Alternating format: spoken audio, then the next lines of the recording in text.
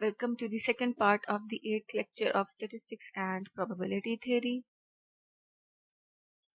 We will continue with the topic Continuous Random Variable, as we have discussed the expected value of the discrete random variable and variance in the previous part.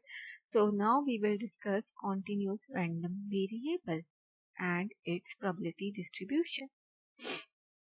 A continuous random variable is one which takes an infinite number of possible values. As we know, we have discussed that a continuous random variable is something which can be measurable in a given interval. For example, height, weight, the amount of sugar in an orange, the amount required to run a mile, the time required to run a mile. If we have a random variable, it could be discrete or continuous, and whenever we have a random variable, we will have its probability distribution function. Let x be a continuous random variable, then a probability distribution or probability density function of x is a function such that for any two numbers a and b with a less than equal to b, we have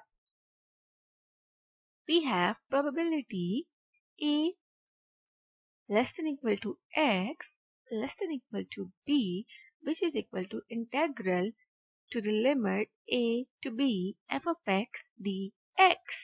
The probability that x is in the interval ab can be calculated by integrating the PDF of the random variable x. As we have defined earlier that probability distribution function of a discrete random variable is also called probability mass function. Probability distribution function of a continuous random variable is also called a PDF, probability density function.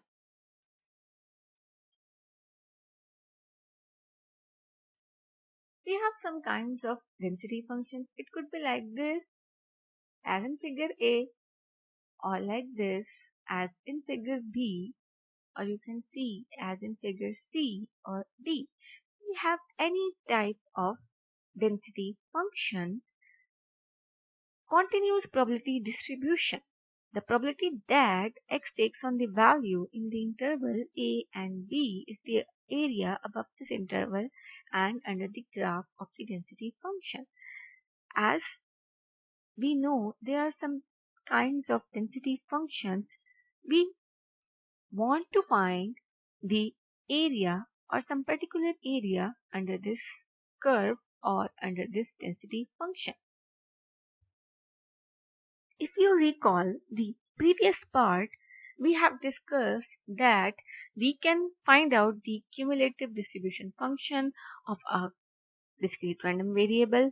We can find out it by simply summing up the probabilities of the function at some particular point or at some particular value. But in the case of continuous, we can't count. The summation cannot be applied. We have to find the area between 2 points. To find out the area between any 2 points, we have to integrate. So now we have to integrate instead of taking summation as we were taking in the discrete case. For f of x to be legitimate PDF, it must satisfy the following two conditions. F of x should be greater than equal to 0 for all x, and the total area under the curve should be equal to 1. What does this mean? Total area under the curve should be equal to 1. As we know that the probability, total probability is 1 and minimum probability is 0. So if we want to know that your function, whatever the function is, f of x is a function, you want to find out that this is complete probability density function. What you will do, you will integrate it it on its whole limit. As no particular function is defined here, so I'm just taking minus infinity to plus infinity. Let me consider that this is the complete limit, although each function has its own complete range. Whenever you integrate it on the complete range of the function or complete limit of the function, the answer should be 1. Why it should be 1? Because this is continuous probability distribution function or PDF. So this function is basically generating the probabilities.